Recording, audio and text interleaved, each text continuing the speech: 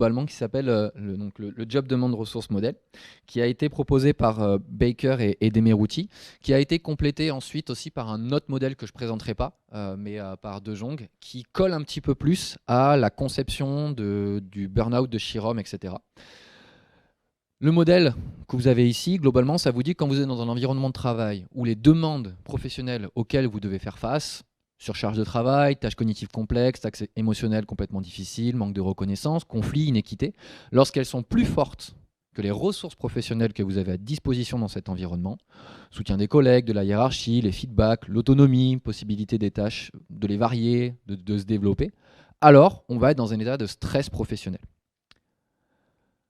Si on peut essayer, d'accord, lorsqu'on est dans un état de déséquilibre, on a plus de demandes professionnelles que ce qu'on a de ressources à notre disposition, l'employé va tenter de réduire ce déséquilibre en investissant des ressources personnelles, cognitives, émotionnelles ou physiques. Il va donc compenser ce déséquilibre-là. Cette compensation, finalement, c'est quelque chose d'assez normal lorsque c'est fait de façon raisonnable. C'est ce qu'on vit tous au jour le jour et c'est ce qui nous permet d'avoir des défis dans la vie, c'est-à-dire des tâches où on se dit « Ok, il va falloir que je m'investisse dedans, il va falloir que je bosse, il va falloir que je donne un peu de moi pour pouvoir y arriver. » Finalement, c'est quelque chose d'assez normal et plutôt sain, d'accord, de se dire que pour développer des compétences, pour acquérir des connaissances, etc., il faut y mettre certains efforts cognitifs, émotionnels ou physiques pour pouvoir derrière en bénéficier. La problématique, c'est que la surutilisation et le surinvestissement de ces ressources-là sur le long terme, elles vont amener finalement à un épuisement quasi total de toutes ces ressources-là. Et donc on arrive à la fin du processus de burn-out. Donc le burn-out est un processus, c'est pas juste un instant T, il a fait un burn-out ou il n'en a pas fait, c'est pas noir ou blanc, c'est un processus qui avance dans le temps. Et lorsqu'on a un épuisement complet de nos ressources personnelles énergétiques, alors on arrive au dernier stade du burn-out. C'est un processus un peu invisible, dont on ne se rend pas compte, etc. Par contre, le dernier stade, quand on arrive au bout, on s'en rend bien compte, c'est ce qu'on appelle le craquage. En anglais, il parle de cracking. C'est globalement quand quelqu'un arrive au niveau extrême de l'épuisement professionnel et qui va vouloir aller tuer son boss ou qui va essayer de se jeter par la fenêtre. D'accord ? Souvent, les gens disent « Ah, ça c'est un burn-out ». Non, ça c'est le cracking du burn-out. Le burn-out, c'est le processus de compensation du déséquilibre induit par le stress professionnel qu'il a enclenché depuis déjà une bonne dizaine ou 5-6 mois, etc. etc. D'accord ?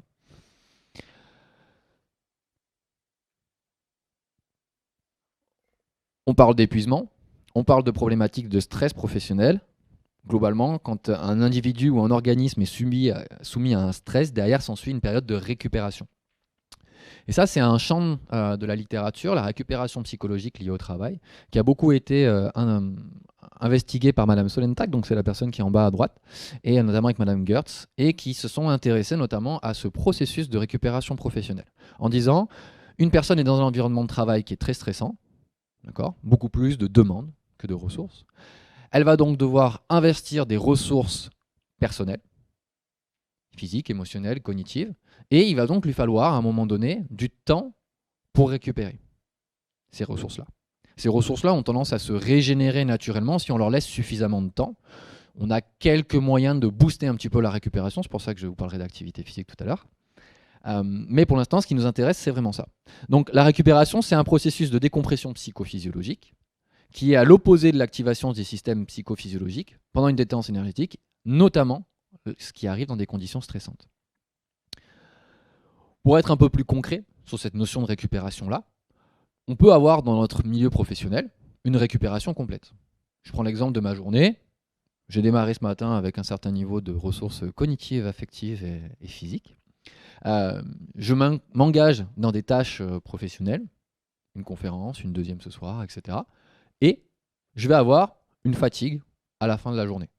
Je vais avoir épuisé certaines de mes ressources. Je vais avoir une dette de récupération. Maintenant, je vais avoir la deuxième partie de ma soirée et la nuit avant de retourner au travail le lendemain. Si cette récupération est complète, je reviens demain matin avec mon même niveau de ressources.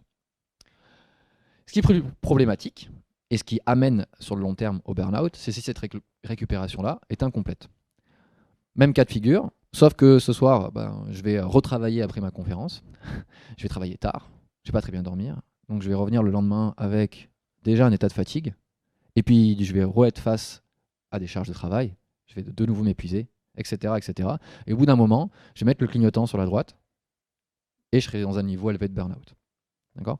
Donc finalement, ce processus de récupération-là, s'il est incomplet sur quelques jours ou quelques semaines, on a une capacité à faire face avec un stock de ressources qui nous permet de ne pas sombrer dans le burn-out. Par contre, et ça renvoie bien à la définition de Chirom, c'est lorsqu'on est face à un stress chronique et permanent dans notre environnement de travail qu'on va petit à petit continuer à épuiser nos ressources au-delà d'un seuil où il ne faudrait pas aller. Bon, ça c'était pour le côté négatif de la présentation. Maintenant vous savez ce que c'est un burn-out, vous savez comment pas le faire. Ce qui nous intéresse un peu plus, c'est les relations qu'il peut y avoir entre l'activité physique et le bien-être. Pourquoi l'activité physique ? Finalement, quand on s'intéresse à la récupération, ce que nous disent Sabine Sonnentag et Madame Goertz, c'est que cette récupération-là, elle est favorisée lorsqu'on s'engage dans des activités après le travail qui ne sollicitent plus les mêmes ressources que celles qu'on a épuisées au travail. En gros, on laisse du répit aux ressources qu'on a épuisées.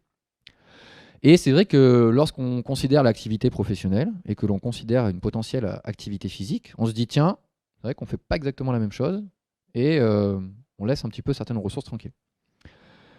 Au début, très honnêtement, les relations, elles ont été étudiées sur le plan transversal. Donc finalement, on a eu des premières ressources, des premières études qui ont montré sur le court terme que lorsqu'on regardait des choses en même temps, on avait des individus qui avaient une pratique d'activité physique élevée, c'était ceux qui avaient les niveaux de burn-out les plus faibles. Puis on a commencé à essayer de voir dans une même journée et on s'est rendu compte que les moments où par exemple je vais pratiquer de l'activité physique entre midi et 2, je vais avoir une récupération de mes ressources pendant l'après-midi. D'un jour à l'autre, je vais avoir par exemple les soirs où je m'engage dans une activité physique, un niveau de burn-out plus faible le lendemain. On s'est aussi intéressé au week-end. Quel rôle récupérateur peut jouer le week-end ? Tiens, finalement, quand on regarde nos semaines de travail, c'est pas forcément très compliqué. On travaille 5 jours, on se repose 2 et on repart. Qu'est-ce qu'on fait pendant ces 2 jours qui nous permettent de plus ou moins bien récupérer ? Des fois, on a des week-ends où on fait strictement rien et on est fatigué, et on a des week-ends où on fait plein de choses et on est fatigué, et des fois, c'est complètement l'inverse. Et finalement, ça a amené les auteurs à se questionner en disant, mais finalement, c'est pas le temps que j'ai eu à ma disposition pendant le week-end, c'est peut-être qu'est-ce que j'ai fait qui a un effet sur ma récupération. Plusieurs jours, plusieurs semaines. Et ensuite, il y a aussi des chercheurs qui se sont intéressés à plusieurs mois et même plusieurs années. On a des chercheurs qui ont regardé les changements qui pouvaient exister entre la pratique d'activité physique et le burn-out sur plusieurs années. C'est notamment l'étude de M. Lindwall qui sont intéressés ça sur 3 ans. Et globalement, tout ce que disent ces études, c'est que plus je pratique de l'activité physique, plus j'ai mon burn-out qui est faible ou qui a tendance à diminuer. On a même des études qui ont montré qu'une augmentation du niveau d'activité physique entre un temps 1 et un temps 2 allait être liée par la suite à une diminution entre un temps 2 et un temps 3 du syndrome d'épuisement professionnel. Donc, pas assez de preuves pour parler d'une relation de cause à effet, mais assez pour s'y intéresser et se dire tiens, il faudrait qu'on aille voir parce qu'il doit y avoir quelque chose.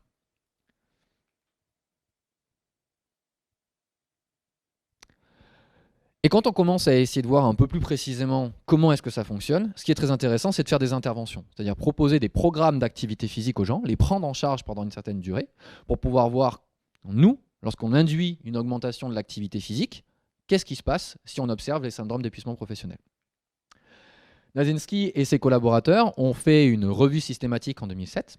Elles ont identifié 6 études interventionnelles, 3 sur des personnes qui étaient en bonne santé, et des personnes sédentaires avec des syndromes de fatigue. Donc, l'idée, c'était de limiter l'aggravation des symptômes qui pouvaient déjà émerger.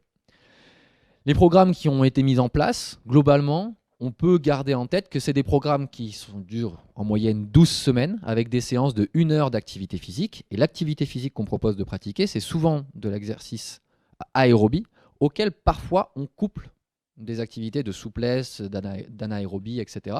Mais l'aérobie est une base dans ces programmes-là. Donc, ce qui va induire un léger, lorsqu'on va faire pratiquer les gens, un léger essoufflement et une activation assez forte du système cardiovasculaire. Globalement, les conclusions de cette étude-là, c'est que sur les 6 études qu'ils ont identifiées, l'activité physique permet de diminuer les symptômes de burn-out dans les groupes expérimentaux.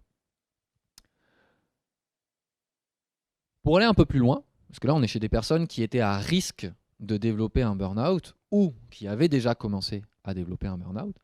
Il y a M. Marcus Gerber qui en 2013 s'est intéressé lui dans une étude, alors c'est pas un essai contrôlé randomisé, c'est juste un essai, donc il a juste un groupe, mais par contre il a pris des individus qui sont en situation d'épuisement professionnel clinique.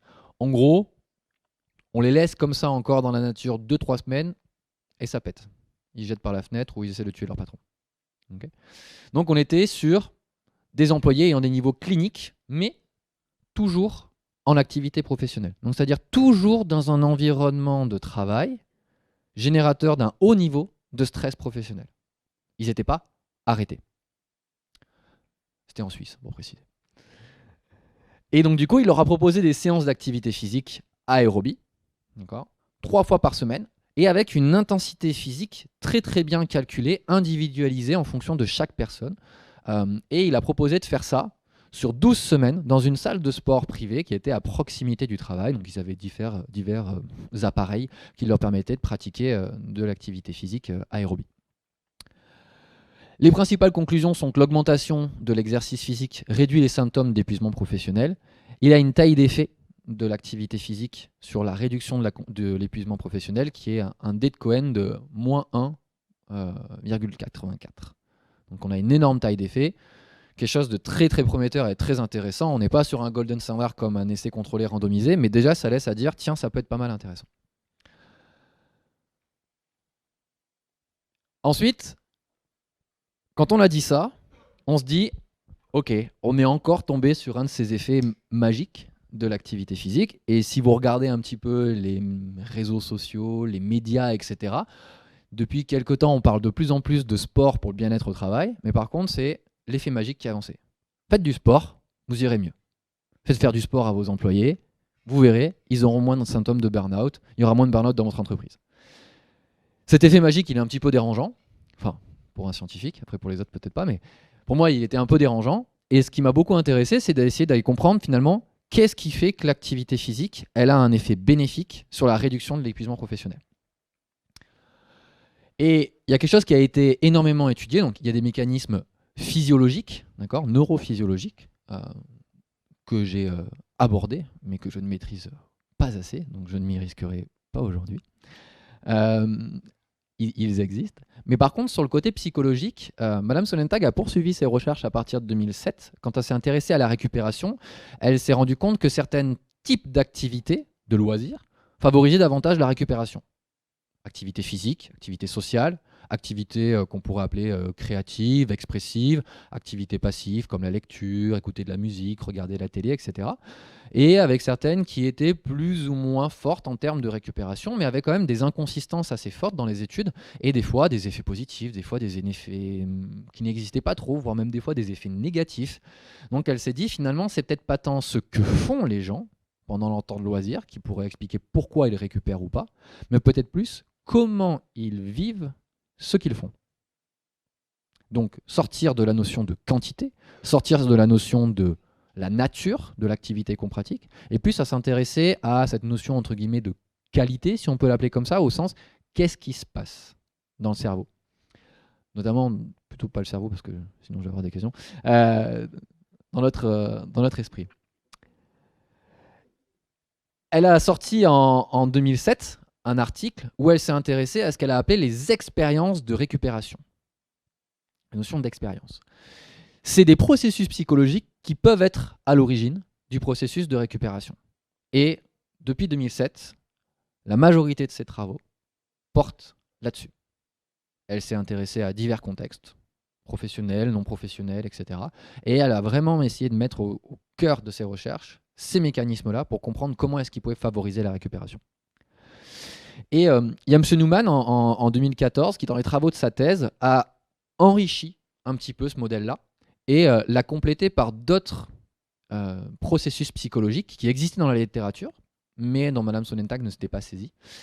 Et lui a proposé un modèle qui s'appelle le modèle DRAMA.